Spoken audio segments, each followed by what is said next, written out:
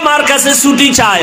আমি ভাবলাম অন্য কোনো বিবির ঘরে যাবে, বাতি নিভাইয়া দিলাম। এরপরে আমি ঘুমের বাহানা দইরা শুইলাম। তাকাইয়া দেখি রহমতের নবী নামাজের মুসাল্লায় দাঁড়ায় গেছে। আমার হুজুরার একটা পার্শ্বে দাঁড়াইছে। রহমতের নবী তো মাঝে মাঝে নামাজ পড়েন, আজকে দেখি ভিন্ন অবস্থা। নবী নামাজে দাঁড়াইয়া এই যে কান্নার আওয়াজ। রহমতের নবী আলহামদু সূরা বললেন, আমি তো ঘুমের বাহানায় আছি। রহমতের নবী মাত্র নামাজে দাঁড়াইয়া আলহামদু সূরাটা শেষ করলেন। এরপরে সূরা বাকারা। ভাবলাম মাঝখানে গিয়া নবী বোধহয় রুকুর মধ্যে যাবেন। না, রহমতের নবী পুরা সূরা বাকারা পড়তে পড়তে শেষ। এবার বুঝি রুকুর মধ্যে যাবে। না না না, নবী সূরা বাকারার পরের সূরাটাও তেলাওয়াত শুরু করলেন, এই সূরাটাও পুরা শেষ করলেন। এবার ভাবলাম নবী রুকুতে যাবেন, দেখি না এর পরের সূরাটাও নবী শুরু করলেন। ভাবলাম নবী মাঝখানে গিয়া রুকু করবেন, দেখলাম না, রহমতের নবী পুরা সূরাটা শেষ করলেন। এরপরে ভাবলাম বোধহয় নবী রুকুতে যাবে। আমি আয়েশা খেয়াল কইরা দেখি মায়ার নবী আবার পরের বড় সূরাটা শুরু করলেন। আর নবী কান্না করে দাঁড়াইয়া, দাড়ি থেকে চোখের পানিগুলো পড়ে পড়ে দাড়ি ভিজিয়া নবীর জামা মুবারক ভিজে গেল। রুকুরও খবর নাই। মায়ার নবী দীর্ঘ রাত এক রাকাতে দাঁড়ানো। এই পরিমাণ আমি আয়েশা কোনদিন নবীরে দেখি না এত কষ্টে দাঁড়াইয়া। নবীর পা মুবারক ফুলিয়া যাইতেছে, এমন এক অবস্থা। দীর্ঘ সময় অতিবাহিত হওয়ার পরে মায়ার নবী এবার রুকুর মধ্যে গেলেন। রুকুর থেকে নবী আর উঠে না, উঠে না, উঠে না। মায়ার নবীর কান্নার আওয়াজ। মায়ার নবী শুধু কান্না আর কান্না আর কান্না। দীর্ঘ টাইম রুকুর মধ্যে চলে যাওয়ার পরে রহমতের নবী রুকুর থেকে অনেক সময় অতিবাহিত করার পরে নবী রুকুর থেকে সোজা হইলেন। মায়ার নবী রুকুর থেকে সোজা হইয়া দাঁড়াইয়া এরপরে আবার কান্না। দীর্ঘ টাইম আবার দাঁড়াইলেন। এরপরে রহমতের নবী সিজদার দিকে রওনা দিলেন। রহমতের নবী মাত্র প্রথম রাকাতের প্রথম সিজদা, সিজদায় গিয়া আবার কান্নার আওয়াজ। এই পরিমাণ কান্না, নবী আর মাথা উঁচু করেন না। প্রথম রাকাতের প্রথম সিজদা, এমন কান্না কান্না। আমি আয়েশা জীবনে নবীর এমন হালাত দেখি নাই। মনে হয় জানো নবী বেহুশ, নবী বোধহয় বেহুশ হয়ে যাবে। প্রথম রাকাতের সিজদা, এখনো দ্বিতীয় সিজদা নবী দেন নাই। এমন টাইমে ঘরের বাইরে আওয়াজ, বেলাল আইসা ডাকতেছে। ডাক দিয়া কয়, ইয়া রাসূলুল্লাহ, ফজরের সময় অনেক নিকটবর্তী হয়ে গেল। নবী তাড়াতাড়ি আপনি প্রস্তুতি হন, ফজরের সময় চলে আসছে। রহমতের নবী এইবার রেডি হয়ে যান। আম্মা জান আয়েশা রাদিয়াল্লাহু আনহা বলেন, বেলাল আয়েশা ফজরের অক্ত অল্প বাকি আছে, এখনো নবী প্রথম রাকাতে প্রথম সিজদায় পড়ে কাঁদতেছেন। এদিকে ফজরের সময় ঘনিয়ে গেল। এরে নবীর উম্মতের দল, মায়ার নবী এই পরিমাণ কান্না কাঁদলেন। আম্মা জান আয়েশা রাদিয়াল্লাহু তাআলা আনহা বলেন, আমার নবীরে এই রকম কান্না করতে আর আমি কখনো দেখি নাই। ও নবীর মায়ার উম্মতের দল, আমার নবীরে আমার আল্লাহ বান্দা বলেই কারণেই ডাকছেন, কারণ নবী নিজেরে বান্দা বললে বড় খুশি। আল্লাহর সম্পর্কের মূল কারণ নবী বান্দা। বান্দা বলার 3 কারণের আর এক কারণ, বেঈমান নাস্তিকরা মেরাজের ঘটনা বিশ্বাস করে না। নবী রূহের জগতের মেরাজ, কেউ বলে স্বপ্ন যোগে। আল্লাহ বান্দা বলিয়া বুঝাইলেন, বান্দা তো শুধু দেহের নাম না, বান্দা তো শুধু রূহের নাম না, দোনোটার সংমিশ্রণ হলেই তো বান্দা হয়। তো বান্দাকে মেরাজ করালেন, তার মানে হলো আল্লাহর নবী রূহ আর দেহ দোনোটার সমন্বয়, অর্থাৎ সশরীরে রহমতের নবী মেরাজ করলেন। আল্লাহ পাক রব্বুল আলামিন তার কুদরত ঘুরায় ঘুরায় দেখাইলেন। আল্লাহ পাক রব্বুল আলামিন মেরাজ থেকে নবীরে হাদিয়া দিলেন 50 ওয়াক্ত নামাজ, ওখান থেকে কমায়া কমায়া 5 ওয়াক্ত নামাজ নিয়ে আসলেন। ও আমার কচুয়ার মুসলমান যুবক বাবারা, ও পর্দার আড়ালের মা বোনেরা, ও বৃদ্ধ বাবাজিরা, আল্লাহর মুহাব্বতের ওই 5 বেলার নামাজ, নবীর মনটা ছোট হয়ে গেল। 50 ওয়াক্ত নামাজ নিলাম, 5 ওয়াক্ত নামাজ পড়িয়া এত বরকত থেকে কইমা গেল কি করার? আল্লাহ জানায় দিলেন, নবী আপনার উম্মতের বলে দেন 5 বেলার নামাজ যারা আদায় করবে আমি পুরা 50-এর সওয়াব দান করব। ও আমার যুবক বাবারা, ও বৃদ্ধ বাবাজিরা, ও পর্দার আড়ালের মা বোনেরা, আর কত নামাজ ছাড়বা? আল্লাহর আদালতে কি নিয়ে দাঁড়াইবা? জীবন তোমার শেষের দিকে, চোখের সামনে কত যুবকের লাশ আর লাশ, ঘুমের বিছানায়, গাড়ির নিচে, পানির নিচে যুবকের লাশ, মহামারী করোনায় যুবকের লাশ, ছাত্র জনতার আন্দোলনে যুবকের লাশ। ও বাবা, তুমি স্কুলে পড়ো, কলেজে পড়ো, চাকরি করো, ব্যবসা করো, বাধা নাই। নবীর তরিকা মেনে, মা বাবার দোয়া নিয়া, ওলামায়ে কেরামের পরামর্শ নিয়া, শিক্ষকদের দোয়া নিয়া, নবীজির মুহাব্বতে 5 বেলার নামাজ পড়ো। তোমার মতো কত যুবক স্কুল কলেজে পড়ে, চাকরি করে, ব্যবসা করে, RAB, army, police, BDR, doctor, professor, engineer, OC, DC, SP, অভাব নাই, 5 বেলার নামাজ পড়ে। বলো বাবা, তোমরা কেন পারবা না? এরে পর্দার আড়ালের আম্মা জানেরা, আপনাদের মতো কত দামি মা, এই স্টেজে কয়েকটা সন্তানের মাথায় পাগড়ি দেওয়া হলো, এরা কোরআনের হাফেজ হয়ে গেল। এদের মা বাবা কত ধন্য।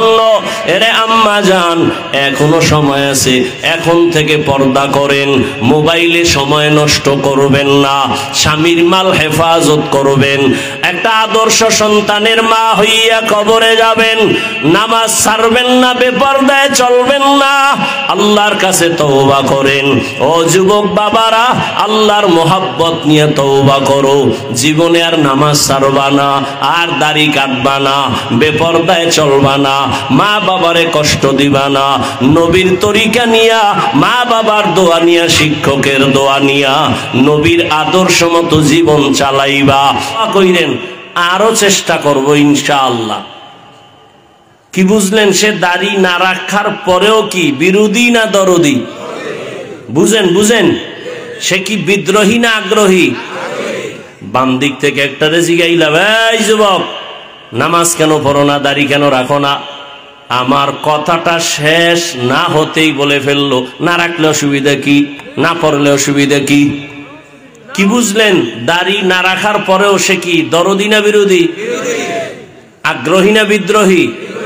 রসুলের আদর্শ মানার ক্ষেত্রে বিদ্রোহীর আর এক নাম তাজা বেঈমান।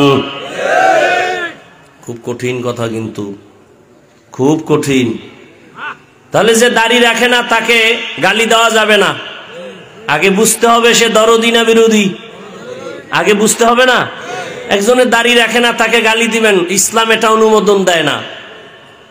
আগে বুঝতে হবে দরদি না বিরোধী। যদি দরদি হয় মুমিন, বিরোধী যদি হয় বেঈমান। নামাজ পড়ে না, গালি দেওয়া যাবে না, আগে বুঝতে হবে আগ্রহী না বিদ্রোহী। আগ্রহী হলে মুমিন, বিদ্রোহী হলে বেঈমান। বুঝেন? আরো সহজে বুঝাই, একজনে দাড়ি রাখে না, আর একজনে দাড়ি পছন্দ করে না, দুইজন সমান? যে দাড়ি রাখে না সে মুমিন, যে দাড়ি পছন্দ করে না সে বেঈমান। একজনে নামাজ পড়ে না আর একজনে নামাজ পছন্দ করে না। যে নামাজ পড়ে না সে মুমিন, যে নামাজ পছন্দ করে না তাজা বেঈমান, সুযোগ পেলেই জুতার বাড়ি। পার্থক্যটা বুঝছেন তো? তাহলে একজনে নামাজ পড়ে না গালি দেওয়া যাবে? আগে বুঝতে হবে দরদি না বিরোধী, আগ্রহী না বিদ্রোহী। তাহলে যে নামাজ পড়ে না তাকে গালি দেওয়া যাবে না, যে নামাজ পছন্দ করে না তাকে ছাড় দেওয়া যাবে না, যে দাড়ি রাখে না তাকে গালি দেওয়া যাবে না, যে দাড়ি পছন্দ করে না তাকে ছাড় দেওয়া যাবে না।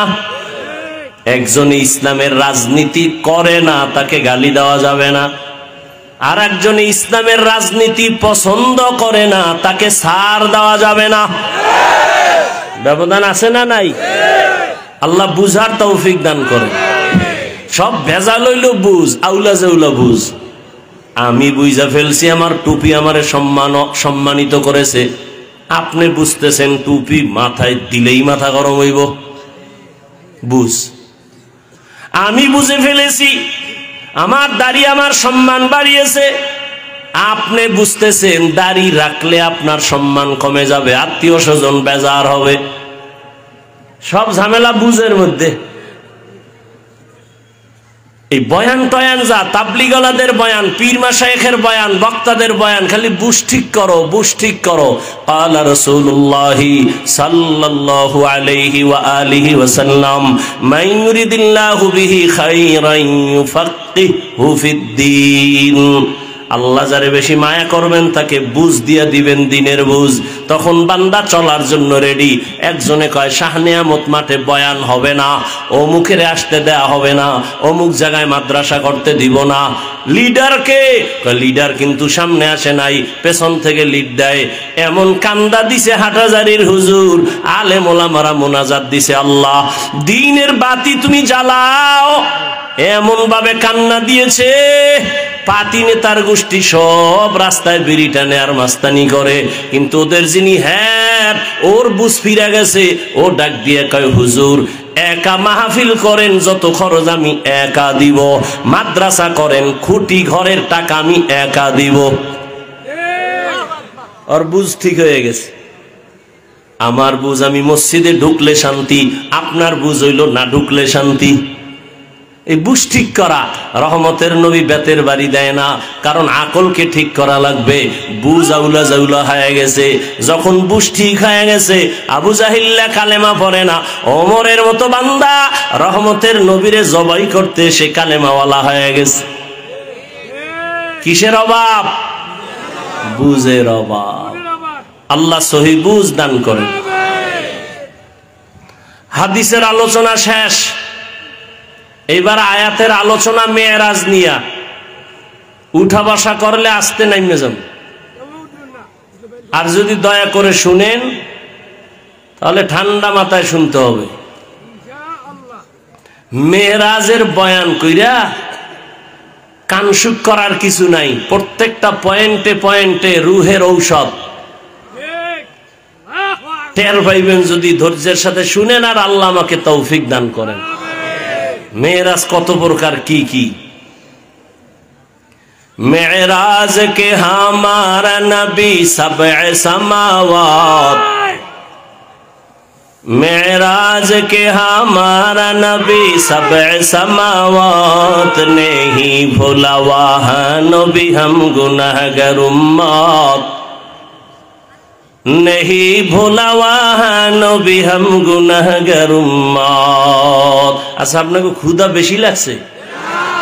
যেই টুকটাক তো আছে ক্ষুধা বুঝলাম, কিন্তু যেই ক্ষুধা আছে কি বাদাম খাইলে কমবে? চানাচুর খাইলে কমবে? তাহলে ওয়াজের প্যান্ডেলে বেয়াদবি কেন? তামাশা। আল্লাহ হেদায়েত দান করুন। কি ওয়াজ, সব ফ্যাশন। ওয়াজ করা আমাকে বক্তা গো পেশা, আর আমনে শ্রোতাদের ওয়াজ শোনা হইল নেশা। এই জন্য নামাজ হোক না হোক বয়ান চলবে। যে এত মানুষ এখানে সব আশেকে রসুল, ফজর পড়ে নাই, জোহর পড়ে নাই, আসর পড়ে নাই, মাগরিব পড়ে নাই, এশাও পড়ে নাই। এখানে যেই পরিমাণ মানুষ, এর থেকে কম না বহু মানুষ দোকানপাটে মার্কেটে আড্ডা দেয়। ওয়াজ উপলক্ষে আবার মার্কেট কেন?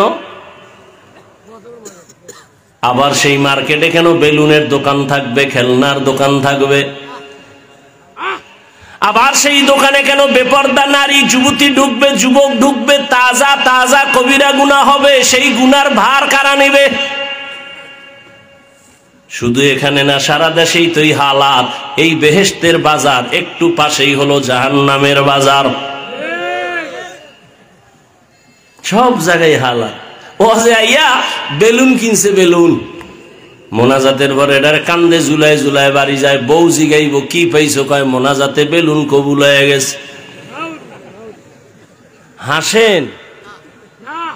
জিন্দেগি মে বন্দেগি তু করনা হে, जिंदगी में बंदगी तू करना है, जिंदगी बे बंदगी शर्मिंदा है, जिंदगी बे बंदगी शर्मिंदा है। यहाँ हम सब मुसाफिर दिल ना लगा,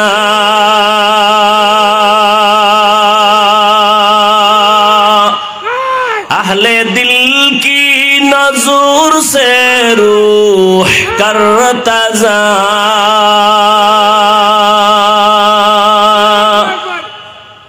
शाह दौलत सब फकीर गर नेक ने है, शाह दौलत सब फकीर गर नेक ने है, जिंदगी में बंदगी तू करना है, जिंदगी में बंदगी तू करना है,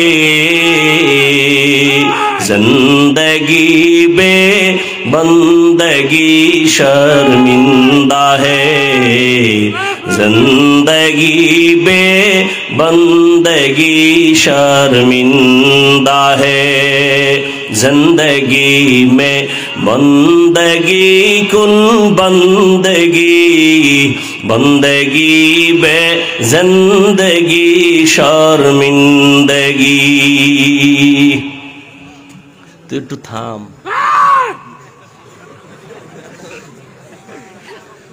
তোকে জ্বালায় উজানিও বয়ান করা যায় না, একটু থাম। মরাডারে মারো গা লড়ে গা। আল্লাহ হেদায়েত দান করেন।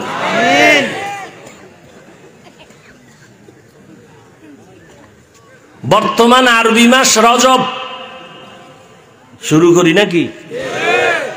আরবি মাস কি? রজব। আমরা বক্তারা অনেক বয়ান করি এই মাস মেরাজের মাস। আসলে ঐতিহাসিকগণ এই মাসই মেরাজের মাস এ কথা একমত না। অনেকেই বলেছেন রমাজানে রসুলের মেরাজ হয়েছে। এক নাম্বার, দুই, মেরাজের কারণে রজব দামি এ কথাটাও ভুল। রজব মেরাজের কারণে দামি না, বরং এটা সৃষ্টির শুরু থেকেই দামি। যেমন সূরা তাওবায় আল্লাহ বলেন, ইন্না ইদ্দাতাশ শুহুরি ইনদাল্লাহি 12 শাহরান ফি কিতাবিল্লাহ ইয়াওমা খালাকাস সামাওয়াতি ওয়াল আরদ মিনহা আরবাআতুন হুরুম যালিকাদ দীনুল কাইয়্যিম। আল্লাহ বলেন, নিশ্চয়ই গণনার আকারে আমার দরবারে আমার সিদ্ধান্তে মাস হলো বছরে 12টা, কিয়ামত পর্যন্ত কোন দিন কোন বছর 11 মাসে হবে না, 13 মাসে হবে না, কত মাসে হবে? গণনার আকারে 12 মাসে হবে, 1 বছর। কিয়ামত পর্যন্ত এই সিদ্ধান্ত কার? এর মধ্যে 4 মাস হলো দামি, সব মাসই দামি, তবে তুলনামূলক 4 মাস আরো দামি। হজের আগের মাস, হজের পরের মাস, এরপরে এই শাবানের আগের মাস রজব, জিকাদা, যুলহিজ্জা, মুহররম আর রজব। কোন দিন আল্লাহ সিদ্ধান্ত নিছেন? আল্লাহ বলেন, আসমান যেদিন বানাইছি, জমিন যেদিন বানাইছি, ওই দিন আমি কলম রে বলছি, কলম লেখ লৌহে মাহফুজে। বছরের মাস হবে 12টা, এর মধ্যে 4 মাস হবে বড় দামি, জিকাদা, যুলহিজ্জা, মুহররম আর রজব। নবীজি দুনিয়াতে আসার আগে থেকেই এই 4 মাসকে হিন্দুরা, বৌদ্ধরা, ইহুদি, খ্রিস্টানেরা সবাই সম্মান করত। এই 4 মাসের যুদ্ধ নিষেধ, বিগ্রহ নিষেধ, ঝগড়া নিষেধ। যদিও রহমতের নবী আসার পরে এই আদেশ আর বলবৎ নাই, রহিত হয়েছে, তবে মর্যাদা মোটেও কমে নাই, সম্মান কমে নাই। রজব বড় দামি মাস। রহমতের নবী বলেন, এই মাস আসলেই নবী ইবাদত বাড়ায় দিতেন আর বারবার আল্লাহর কাছে দোয়া করতেন, আল্লাহুম্মা বারিক লানা ফি রাজাব ওয়া শাবান ওয়া বাল্লিগনা রমাজান। এটা আপনারা পারেন না? তো মাস শেষ হয়ে গেছে, পড়ার খবর নেই। আল্লাহুম্মা বারিক লানা ফি রাজাব ওয়া শাবান ওয়া বাল্লিগনা রমাজান। হে মালিক, রজব শাবানে আমাকে বরকত দান করেন, আর হায়াত যদি কম থাকে বাড়াইয়া রমাজান পর্যন্ত পৌঁছাইয়া দেন। পড়বেননি? পড়বেননি? হাঁটতে চলতেই দোয়া পড়েন, আল্লাহুম্মা বারিক লানা ফি রাজাব ওয়া শাবান ওয়া বাল্লিগনা রমাজান। আল্লাহ, রজব ও শাবানের বরকত আমাদের দান করেন। আমিন কয় না কা? হায়াত বাড়াইয়া রমাজান পর্যন্ত পৌঁছায়া দেন। রমজান কেন পৌঁছাবেন? কলে রমাজান বড় দামি। রোজার হালাতে যেন আমার জিন্দেগি চলে যায়, রোজা অবস্থায় যেন মালিকের দরবারে যেতে পারি। রমাজান বড় দামি, অনেক দামি। কোরআন নাজিল রমাজানে, আবার রমাজানের কারণে আল্লাহ পাক রব্বুল আলামিন মানুষকে অনেক সম্মানিত করেন।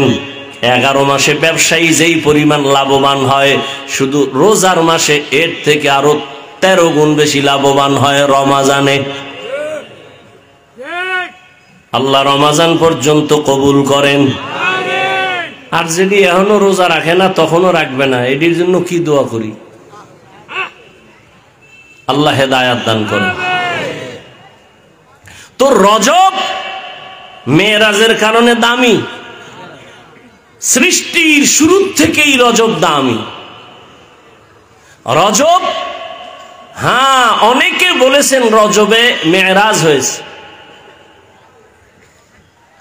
মেরাজ রহমতের নবীর, সমস্ত নবীর মেরাজ জমিনে, আর আপনার আমার নবীর মেরাজ আসমানে। রহমতের নবীর মেরাজ আসমানে কেন? নূহ নবীর নবুয়ত জমিনে, মেরাজ ও জমিনে। মেরাজ মানে উপরের দিকে আগানো। এইটা আবার 2 ধরনের কিতাবে লেখছে, একটা বাতিনি আর একটা জাহেরি। উপরে যাওয়া মানে মর্যাদার দিক থেকে উপরে যাওয়া। কয় জাহিরি কেমন? কয় জাহিরি রহমতের নবীকে আমার আল্লাহ বাইতুল্লাহ থেকে বাইতুল মাকদিসে নিলেন, ওখান থেকে প্রথম আসমান, এভাবে 7 আসমান সফর করলেন। আর বাতিনি কেমন? কয় সব আমরা মানুষ এক জায়গায় বসে আছি, একই ফ্লোরে, ইমাম নামাজ পড়ে, মুক্তাদিও পেছনে, আলেমও আছে, গায়েরে আলমও আছে, কিন্তু ইমামের মর্যাদা কম না বেশি? রহমতের নবীও জমিনে, পাশে আবু বকর, পাশে ওমর, পাশে ওসমান, পাশে আলী, একই দস্তরখানে খানা খায়, কিন্তু মর্যাদা রহমতের নবীর কোনো তুলনা নাই। এটা বাতিনি মেরাজ, উরুজ হচ্ছে রহমতের নবীর মর্যাদা অনেক। সব নবীর মেরাজ জমিনে, রহমতের নবীর মেরাজ কেন আসমানে? কারণ অন্য নবীদের নবুয়তের সীমানা জমিনে, রহমতের নবীর নবুয়তের সীমানা শুধু জমিন না, আরশে আজিমে। মিম্বর সাহেব একটা ওয়ার্ডের মিম্বর, সে খালি ওয়ার্ডে ঘুরে আর ভোট চায়, আমাকে ভোট দাও। চেয়ারম্যান সাহেবের এরিয়া মিম্বর সাহেবের থেকে আরো বেশি। চেয়ারম্যান সাহেব পুরা ইউনিয়ন ঘুরে ঘুরে দেখে আমার জনগণের কি হালাত, ভোট চায়, আবার কোনো সমস্যা আছে কিনা খবর নেয়।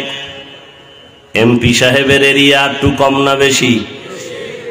এমপি সাহেব আবার পুরা তার এরিয়া আসন ঘুরে, থানা ঘুরে, ঘুরে ঘুরে জনগণের খবর নেয়। মেম্বরের কি পুরা থানা গড়া লাগেনি? কেন? কয় তোমার মাতবরি তোমার ওয়ার্ডের ভিতরে, অন্য জায়গায় ঘুরে লাভ কি? তোমার প্রতিনিধিত্ব যেখানে সেখানে ঘুরো। এমপি সাহেব প্রতিনিধিত্ব হলো পুরা এরিয়ায়, সরকার বাহাদুর আবার ঘুরে পুরা দেশ। কেন? কয় পুরা দেশ আমার হাতের মুঠায়, আমার সরকারের এরিয়া পুরা দেশ নিয়া। রহমতের নবী মুসা নবীকে আল্লাহ পাঠাইলেন জমিনের একটা অংশের নবুয়তের এরিয়া দিয়া, এই জন্য তিনি তার এরিয়ায় ঘুরেন। ঈসা নবী তার এরিয়ায় ঘুরেন। আর রহমতের নবীর এরিয়া জমিন না, সাত জমিন সাত আসমান সব পাড়ি দিয়া আরশে আজিম পর্যন্ত। এই জন্য আমার আল্লাহ কয় আপনার নবুয়তের সীমানা যেখানে যেখানে, সবগুলো ঘুরে ঘুরে দেখেন আপনার সীমানা। রহমতের নবীকে আল্লাহ সীমানা ঘুরায় ঘুরায় দেখাইলেন। রহমতের নবী রাতের বেলা ঘুমিয়েছিলেন। কেউ বলেন শিয়াবে আবু তালিবের মধ্যে, কেউ বলেন হাতিমে কাবায়, কেউ বলেন চাচাতো বোন উম্মে হানির ঘরে। জিবরাইল আমিন রাতের বেলা আসলেন, দরজা না দিয়ে ঢুইকা মাঝখানে ছাদের থেকে নিচে নামলেন। রহমতের নবীকে ঘুম থেকে সজাগ করলেন। রহমতের নবী তাকায় দেখেন রাতের গভীরে জিবরাইল বসা, ছাদ আবার ছিদ্র করা। আমি বিল্ডিং না, খেজুর পাতার ঘর। জিবরাইল দরজা থুইয়া উপর দিয়ে আসলেন কেন? এটা কি বাউনা উল্টা? কয় উল্টা। কয় জিবরাইল বলে আজকে টোটাল ব্যবহার আপনার সাথে হবে সব উল্টা। জান্নাত থেকে জিবরাইল বোরাক নিয়ে আসছেন। আল্লাহ তাআলা বোরাক পাঠায় দিলেন, ও জিবরাইল যাও বোরাক নিয়ে আমার নবীরে নিয়ে আসো। রাতের সামান্য সময় রহমতের নবীকে আল্লাহ সব ঘুরায় ঘুরায় দেখাইলেন। জিবরাইল আমিন বোরাক নিয়ে হাজির। নবী যে চাস্তো বোনের ঘরে ঘুমান্ত, এটাও সঠিক। শিয়াবে আবু তালিবের মধ্যে নবী আছেন, তাও সঠিক। হাতিমে কাবা থেকে নবীরে জিবরাইল নিছে, তাও সঠিক। কেমনে বলার সময় নেই। নবীকে উঠাইয়া জমজম কূপের কিনারায় নবীকে নিয়ে শোয়াইলেন। চিত ভাবে শোয়াইয়া নবীর ওপেন হার্ট সার্জারি করলেন। নবী বলেন আমি দেখতেছি, অনুভব করতেছি, আমার বুকটাকে চিরলো, কলবকে বের করলো, স্বর্ণের পেয়ালায় রাখলো, জমজমের পানি দিয়ে ধুইলো, আবার ভেতরে রাখলো, আবার চাপ দিল, আবার ভালো হয়ে গেল, সেলাই লাগলো না, রক্ত গেল না, ব্যথাও পেলাম না। এইভাবে ওপেন হার্ট সার্জারি আমার 4 বার হয়েছে জীবনে। কয়বার? 4 বার। এরপরে আল্লাহর হুকুমে জিবরাইল বলে নবী বোরাক আসছে, উঠেন। হোয়া হুকুম জিবরাইল কো উশেতাব बोराके के जन्नत से कर इंतखाब सजा उसको ज़ेवर से तू ताबा पा फिर उसको तू काबा में लेकर के जा। बोराके नबी की उठाबेन बोराक केमन जेन एकटू बाहाना करे এই बोराक बाहाना करो केन बाहाना करार कारण हलो मोहब्बत की मोहब्बत की चाओ बोराक बोले आज आमार रहमतेर नबी उठबेन हाशरेर मयदाने जेन आमार नबी आमाके आबार व्यवहार करेन। रहमतेर नबी बोलेन बोराकेर मধ্যে আমি উঠলাম মিকাইল জিবরাইল আমার সাথে বাইতুল্লাহ থেকে বাইতুল মাকদিস পর্যন্ত 1 মাসের পথ बोराके उठा चोखेर पलके बैतुल मकदिसे हाजिर। कार कुदरत कादेर कुदरत दारी बर कमाल अंता रब्बी अंता हस्बी जुल जलाल तुही कादेर जलीलुल्लाह जहादर बहर हाले तू ही मेरा निगाहदार। 1 मासेर पथ गेलेन चोखेर पलके। आल्लाह এই কথা বলেন মানুষ তুমি ধারণা করবে এটা কেমনে সম্ভব। আল্লাহ জবাব দিয়া বলেন সুবহান তোমার যত দোষ আছে সব ত্রুটি থেকে আমার আল্লাহ পবিত্র আমার রবের দ্বারা সেটা সম্ভব। দুনিয়ার সব বিবেক যেটাকে বলে হবে না অসম্ভব আকীদা রাখো মুমিন আমার রবের কুদরতে সেটা সম্ভব। আল্লাহ পারেননি। যেমন এই 50-100 বছর আগের কথা আমরা তখন দুনিয়াতে ছিলাম বা ছোট জানি না মুরব্বীরা বলতে পারবেন আগে যে হজে যাইতো 50-70-80 বছর আগে বিমানে যাইতো কেমনে যাইতো কেউ হেঁটে যাইতো কেউ জাহাজে যাইতো ঈদের পরই রওনা 2.5 মাস লাগতো যাইতে ঠিক নি 2.5 মাস লাগায় হজে যাইতো। ওই সময় যদি কথার কথা আল্লাহ আমারে ফাটাইতেন আর আমি যদি বয়ান কইরা বইলেই ফালাইতাম 2.5 মাস কেন তুমি 6 ঘন্টায় মক্কায় যাবা তখন যদি বয়ানটা করতাম আমারে কি পরিমাণ কাফের বলতো বলতো না। এটা কেমনে সম্ভব 2.5 মাসের সফর এটা মাত্র 6 ঘন্টায় কেমনে সম্ভব। ওই সময়ের লোকেরা তো বলছে এটা জীবনেও সম্ভব না এখন সম্ভব নি। কথা বলেন না কেন কার কুদরত মানুষের আল্লাহ এমন মেধা দিয়েছেন মানুষ ওই মেধা খাটাইয়া এমন বাহন তৈরি করেছে 6 ঘন্টার ভিতরে বাইতুল্লাহে যায়। জানি না দেখতে পারবো কিনা আরো জানি আরো কত দ্রুত যানবাহন তৈরি হয় 2-4 ঘন্টার মধ্যে মনে হয় যেন বাইতুল্লাহে ঘুরায় নিয়ে আসবে এমন বাহনও হতে পারে। মানুষের সে মেধাও আল্লাহ দিতে পারেন। আল্লাহর কুদরতের দ্বারা সব সম্ভব বান্দার দ্বারা কখনো যেটা হবে না আল্লাহর কুদরতে সেটা হবে। এরপরও আল্লাহ জবাব দিলেন সুবহান। দুনিয়ার মানুষ যত প্রশ্ন করবা হবে না হবে না হবে না এটা কেমনে সম্ভব সুবহানের দ্বারা সম্ভব আর কারো দ্বারা সম্ভব না। কার দ্বারা সম্ভব সুবহানের দ্বারা সম্ভব।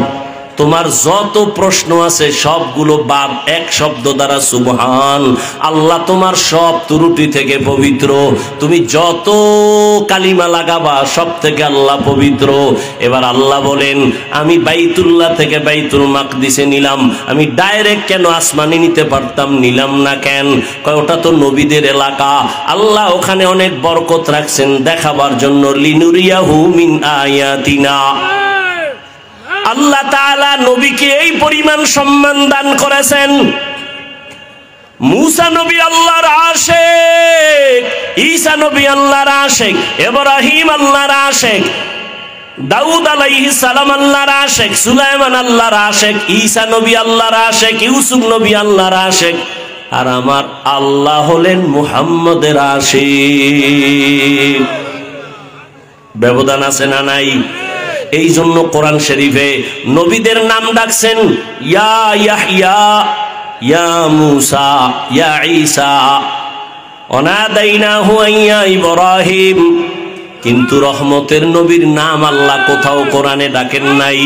নবীরে যখনই আল্লাহ ডাকছেন, আল্লাহ ভিন্ন মায়ার শব্দ দিয়া উপাধি ধরে ডাকছেন, ইয়া আইয়ুহাল মুজাম্মিল, ইয়া আইয়ুহাল মুদ্দাসসির। আল্লাহ পাক নবীরে মোহাব্বত করে ইয়াসিন, হামিম, তাহা, নবীর উপাধি ধরে ডাকছেন। নবীর উপাধি রাহমাতুল লিল আলামিন, নবীর উপাধি খাতামুন নবিয়্যিন, নবীর উপাধি সিরাজাম মুনিরা, নবীর উপাধি বড় বড় দামি। এক একটা শব্দ এই পরিমাণ ব্যাখ্যা 10-20 পৃষ্ঠা চলে যায় রাহমাতুল লিল আলামিনের ব্যাখ্যা করতে। আল্লাহ নবীর উপাধি ধরে ডাকলেন, কোথাও আল্লাহ নবীর নাম ধরে ডাকেন নাই, অন্য নবীর নাম ধরে ডাকছেন। আমার নবীর নাম না ধরিয়া তবে এমন এমন শব্দ ব্যবহার করছেন যেই শব্দগুলো বুঝতে হলে ব্যাখ্যা লাগবে, ব্যাখ্যা ছাড়া বোঝা যাবে না। খাতামুন নবিয়্যিন, সিরাজাম মুনিরা, এগুলো সব ব্যাখ্যা না দিলে বোঝা যাবে না। কিন্তু আশ্চর্য বড় আশ্চর্য বড় আশ্চর্য, নবীর জীবনে 2টা সফর হয়েছে। কয় সফর? নবীর জীবনে ঐতিহাসিক 2টা সফর, একটা দুঃখের আর একটা সুখের। দুঃখের সফর জমিনে, সুখের সফর আসমানে। দুঃখের সফর বাইতুল্লাহ থেকে মদিনা, সফর সঙ্গীও একজন আছে। সুখের সফর মক্কা থেকে আবার আরশে আজিম, ওখানেও সফর সঙ্গী একজন আছেন। জমিনের সফর সঙ্গী আবু বকর, আর আসমানের সফর সঙ্গী জিবরাইল আমিন। আল্লাহ পাক নবীর সম্মান সর্বোচ্চ দেওয়ার জন্য সফর করালেন। তবে জমিনের সফর থেকে মেরাজের সফর বড় আশ্চর্য ধরনের। 1500 বছর পরেও এখনো বহু নাস্তিকেরা আল্লাহর নবীর মেরাজ সশরীরে মানতে চায় না। স্বপ্ন যোগে হয়েছে, স্বপ্ন যোগে তো 1000 বার হয়েছে, সশরীরে 1 বার হয়েছে। আল্লাহ কয় আমি করাইলাম। নবীরে নাম ধইরা ডাকেন নাই, ডাকছেন যেই শব্দ দিয়া সব অন্য নবীর তুলনায় দামি দামি শব্দ নবীর শানে ব্যবহার করছেন। কিন্তু কঠিন আশ্চর্য হলো, পৃথিবী নাড়া দেওয়ার মতো একটা সফর হলো রসুলের। সেই সফরের ক্ষেত্রে রসুলকে আল্লাহ ডাক দিয়া ব্যবহার করলেন একটা সাধারণ শব্দ, আব্দ, বান্দা। সুবহানাল্লাযী আসরা বিআবদিহি, আমি ভ্রমণ করাইলাম আমার প্রিয় বান্দাকে। আব্দুল মানি বান্দা। দেখছেন নি নবীরে কত দামি দামি উপাধি দিলেন, কিন্তু মেরাজের ক্ষেত্রে নবী আল্লাহ একটা সাধারণ শব্দ ব্যবহার করলেন, বান্দা।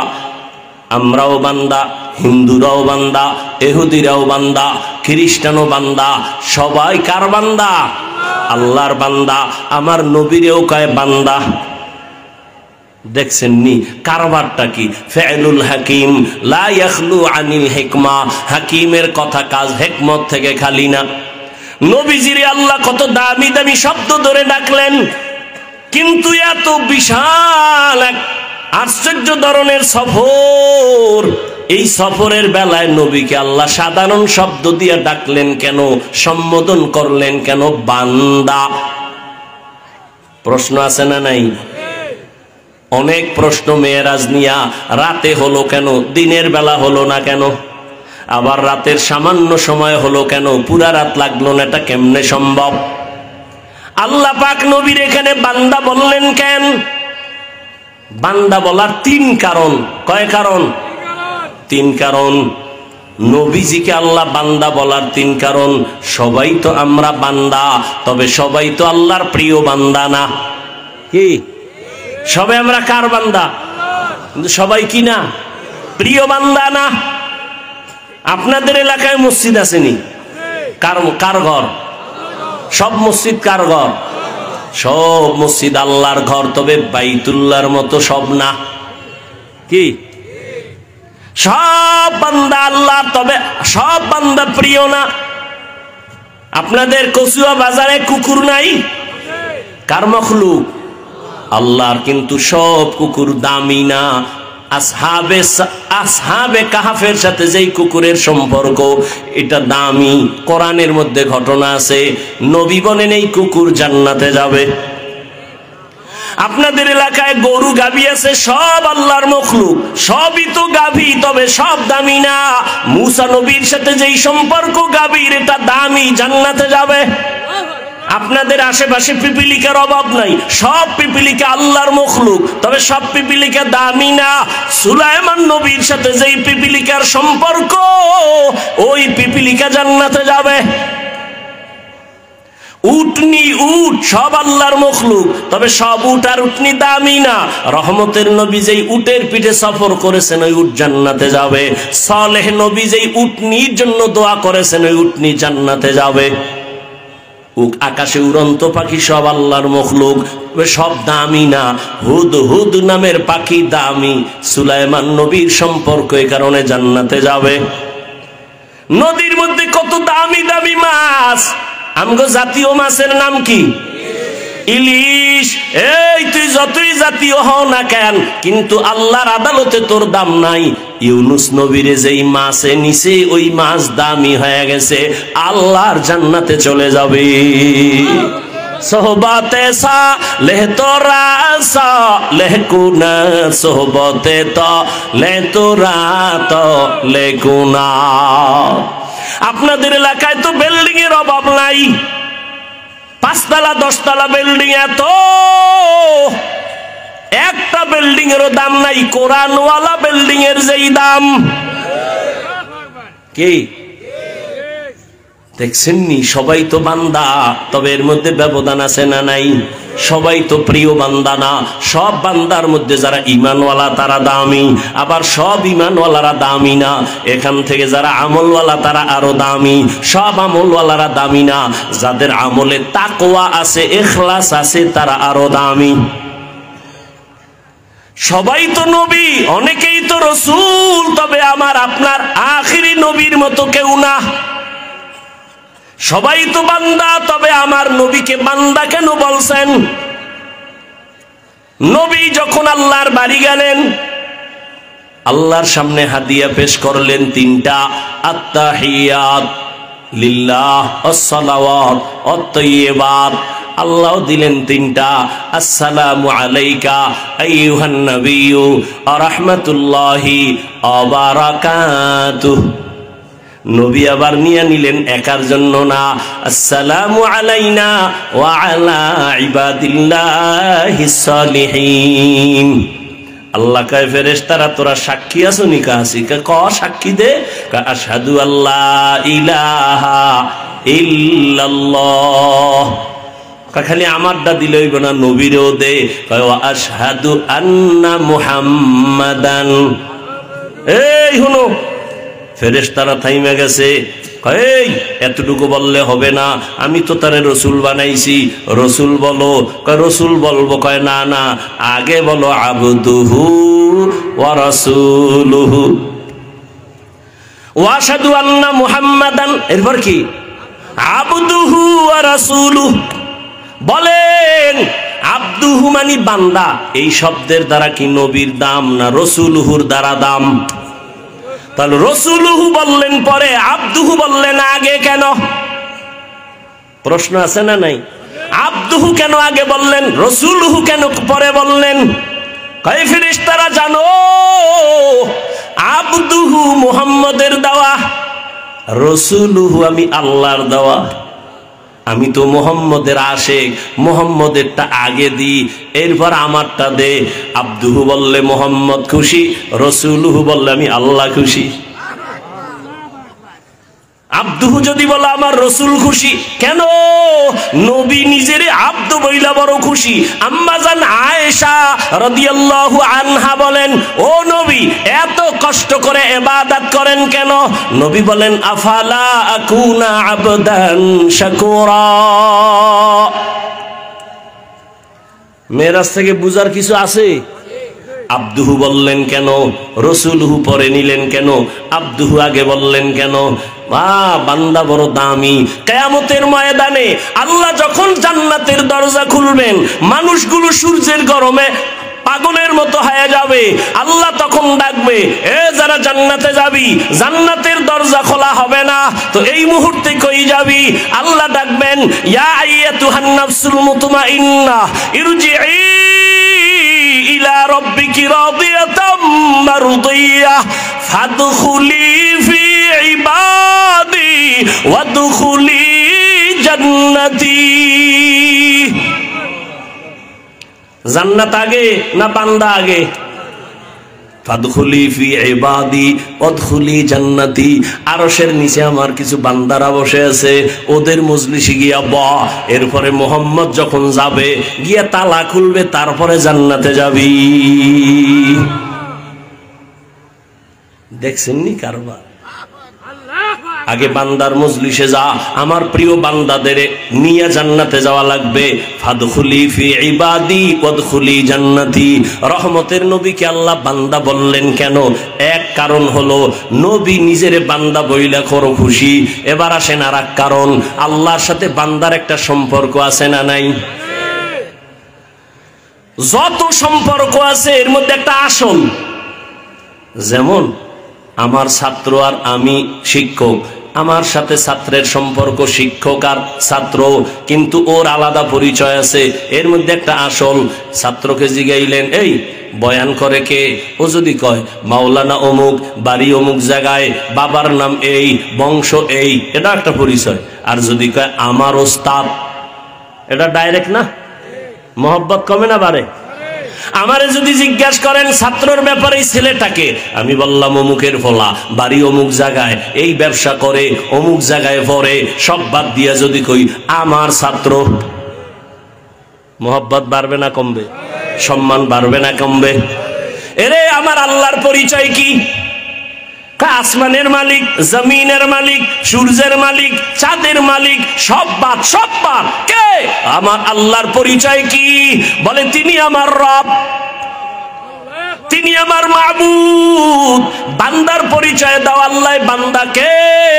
আল্লাহ যদি বলে অমুক বংশের মানুষ, ইহুদি না খ্রিস্টান না মুমিন মুসলমান, মাওলানা অমুক, সব পরিচয় বাদ দিয়া যদি আল্লাহ বলেন আমার বান্দা, আর লাগে কিছু? এমপি সাহেব যদি কয় আমার বন্ধু, পার্লামেন্টে ঢুকতে আর কোনো টিকিট লাগবে না? লাগবে? এমপি সাহেব যদি কয় আমার বন্ধু, রাস্তা ক্লিয়ার। এটারে যদি জিগায়, এই তোমার পাশ কই, পাশের গুল্লি মারি এমপি কি কইছে শুনছনি? আমার বন্ধু, কোনো পাশ টাস নাই। আল্লাহর সাথে বান্দার পরিচয় কি? আল্লাহ মানুষ বানাইছেন ইবাদতের জন্য। ইবাদত যারা করে তারা আব্দ বা আবেদ, আর যার ইবাদত করবে তিনি হবেন মাবুদ। আল্লাহ আমাদের মাবুদ, আমরা তার আব্দ। আমাদের মাঝখানে সম্পর্কের বস্তু হলো ইবাদত। তাহলে আল্লাহর সাথে যত সম্পর্ক, এর মূল হলো ইবাদত। ইবাদত যার করে তিনি মাবুদ, যারা করে তারা আবেদ বা আবদ। আর সারা দুনিয়ার মধ্যে ইবাদত করনেওয়ালাদের মধ্যে আমার নবীর মতো ইবাদত করনেওয়ালা আর কেউ নাই। সারা দুনিয়ার মানুষের ইবাদত আর আমার রহমতের নবীর ইবাদত। সারা জিন্দেগি যদি বয়ান করা হয়, রহমতের নবীর ইবাদতের তুলনা নাই।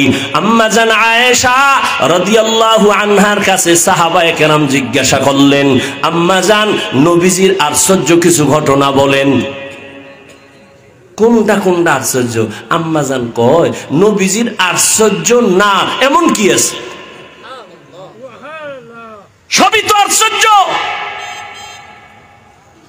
রহমতের নবী যেখানে কদম দেয় ওই জায়গা মিশকের ঘেরানে ভরে যায়।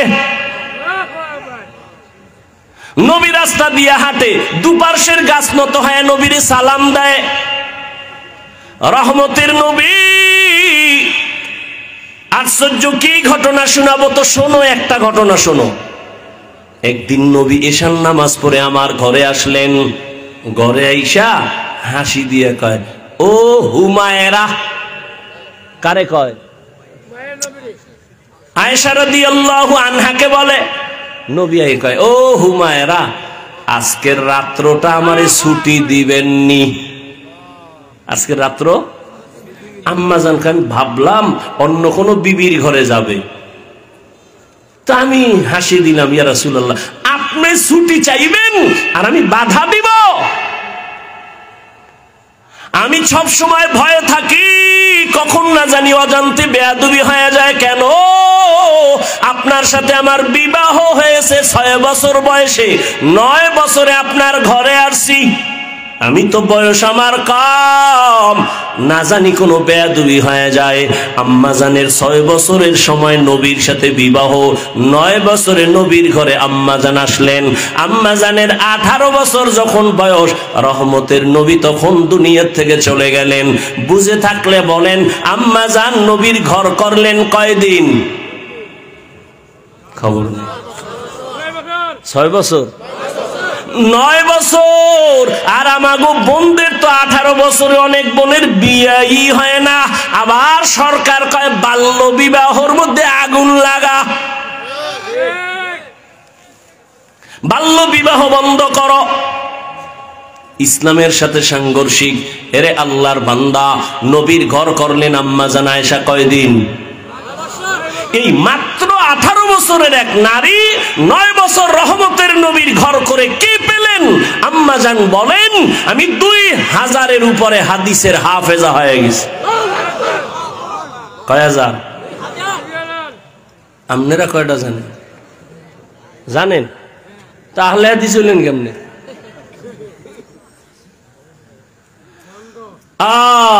আল্লাহ হেদায়েত দান করুন। আম্মাজান আয়েশা রাদিয়াল্লাহু তাআলা আনহা বলেন, তওবা করার মতো যদি কারো অন্তর তৈরি হয়, মোহাব্বত যদি থাকে, মুনাফিকি যদি না থাকে, খাঁটি তওবার নিয়ত যাদের আছে, দুটো হাত আমার আল্লাহকে দেখাইয়া দাও। আয় আল্লাহ, হাতগুলো কবুল করে নেন, তওবা কবুল করে নেন, তওবার উপরে মজবুত হইয়া চলার মতো তৌফিক দান করেন, বলেন আমিন। আল্লাহ সবাইকে কবুল করেন।